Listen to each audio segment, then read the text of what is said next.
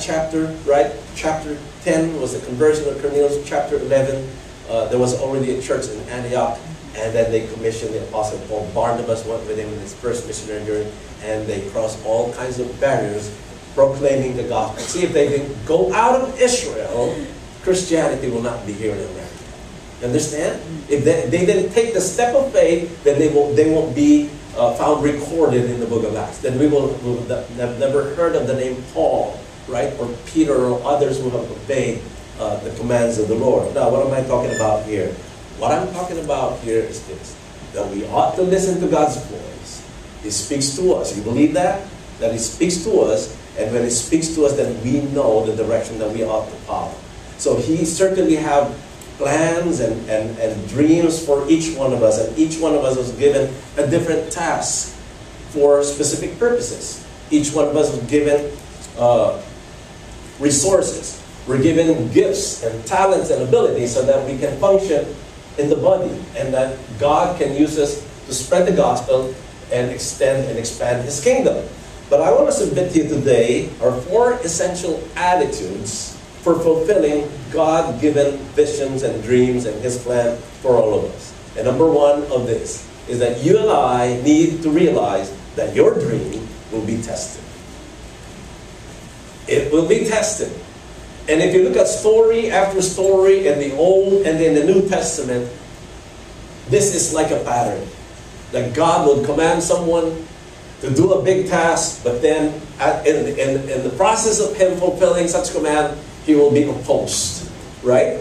You've heard about Moses. And Moses took the bold step of faith. He left Pharaoh's palace. And what did he do? He led the people of the Hebrew people out of Egypt, crossing the Red Sea, into the wilderness, crossing the Jordan River, and into the Promised Land. By the way, he didn't reach the Promised Land. By the time, he was already gone to be with the Lord. But you see, the dream was realized.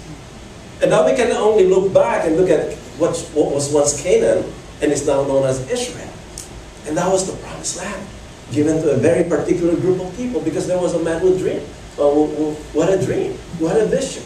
There was a man like Joseph who had a dream and a vision, but it landed him in jail. So there will be times when you see that those are down moments for those Bible characters. Those are times when they were opposed and they were almost defeated. Elijah was found sitting under a juniper tree. His dream was tested, right? Jeremiah in the dungeon, he was tortured and tormented. No one believed him. He had no convert. Look at Noah. He had a dream. He had a vision. God gave him instruction, very clear instruction. He took the bold step of faith. It was, to them, the weirdest thing to see that a man was building a boat for what? And a large ship as such. Because, it fit all kinds of animals, 2 by 2. But friends, we understand that the flood, the account of the flood, the reality of the flood is a fact. It is not fiction. Even scientists believe that there was a flood to that extent. There was a deluge, right? Global. Archaeologists believe that because they found so many artifacts and evidences confirming that there was such a flood. But you see, before rain even started pouring down, they didn't even know what rain is. Because back in the days of Noah, there was never any kind of weather pattern like that. So they couldn't understand what a flood was. They couldn't understand what rain was until it started pouring down. And the Bible tells us that the fountains of the deep opened up, and it brought a lot of water to the earth. Now in Genesis chapter 15, verse number 1, there is an interesting word here which I really want to emphasize as I talk to you about this first point. That your dream will be tested. And I want you to realize that there is no task that you will be able to fulfill for God that will not be opposed. Whether sometimes by people outside or even sometimes, sadly, God's own people. Right? Because in a congregation like this or any other congregation, it is a combination of people who are spiritual and those that are not.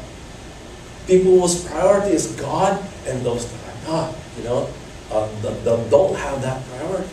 And there are people who are spiritual, but there are people who are not spiritual. There are people who are godly, but there are people who are worldly. Right? And there's 2 kinds of Christians. Whether you're a spiritual Christian or you're a worldly Christian. you're a spiritual Christian, or you're a Christian who cares much about self and nothing much after that. No, what does the word God mean when it says afterward? So there will be a vision, and afterward there will be great exceeding reward. Now let's ask this question: after what? After what? When is he going to receive the reward? When is he going to realize the fulfillment of his vision? So what had been happening in the life of Abram, we ask, up to this point? So now we're in chapter 15. And to understand what happened in Genesis chapter 12, let's go back. Genesis chapter 13 and Genesis chapter 14. At least 3 chapters, and find out what happened in those 3 chapters. And why and how in the world, when we reach chapter 15, God was speaking to him and telling him about a vision and says, afterward, there's going to be great and exceeding reward. In Genesis chapter 12, what happened? Abram was called by God to leave his home, right? How old was he at the time? Well, some believe that it was at age 75. So what did he do? He sets out, he went on a journey, not even knowing where to go. The only thing he knew about was there was a promised land. But directions, instructions, not clear. Very similar to Moses when he led the Hebrew people out of Egypt. Were they given a map? Was there any GPS to guide them? Was there any kind of a trail that they will have to follow? There was nothing. And so it's all, like, you've got to have to trust the Lord in this. It's a day-to-day experience of faith and work. You are to be led by God. And shortly thereafter, Abram found himself where? In the land of the Egyptians. And he was scared of what Pharaoh might think of him coming from where? From Babylon. In the land of the Chaldeans, particularly in the city of Ur. Just 2 letters, U and R. That's where he came from.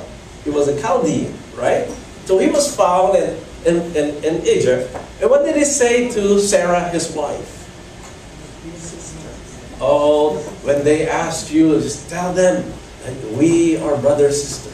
Don't tell them that we are husband and wife. Now, is that a right thing to do and a right thing to say? What do you call that?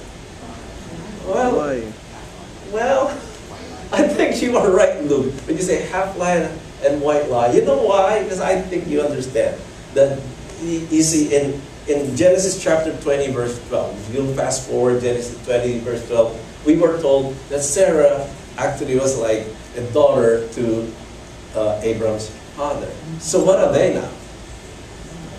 It's like half sister. But he married her. So what are they now? They're husband and wife. Okay, so if they're husband and wife, that's how they should be. But you see, to say that, just tell them we're just brother, sister. What is that? That's true. But that's half-truth. And half-truth is? Well, then I was talking to you last Sunday about perspective, about perception. That if you only present half of the story, that is not the whole story, and people believe half of the truth, and they're not knowing the whole truth. And when people make conclusion and judgment and decision based on half-truth, they're led into the wrong way. Right? And that is not going to be fair in the court of law. If the jury will only hear half of the story, not the rest of the story, then they will make judgment or verdict that would favor only the person who told the half of the story, only half of the story.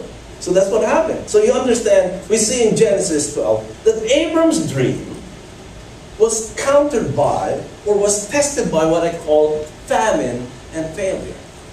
Right? Now, in Genesis chapter 13, Abram separates from his nephew Lot. What was the issue? Because the herdsmen of Abram and the herdsmen of Lot were having a conflict. They were like fighting and killing each other. And so Abram said to Lot, all right, Lot, you are my nephew, I'm your uncle. We're not going to fight over property. We're not going to fight over livestock and assets. Okay? Now, I'm giving you the privilege. You make your decision, because we can't really stay together. We can't live together in the same community, same neighborhood. No, we have to distance ourselves from each other. Yeah, we have to separate. Now, choose wherever you want to live, and I'm going the opposite way. Where did Lot pitch his tent, so to speak. What place did he choose? Sodom and around the cities of Gomorrah. Sodom and Gomorrah. And you know now that those cities have long been gone because of God's judgment, because of the sin of Sodom, right?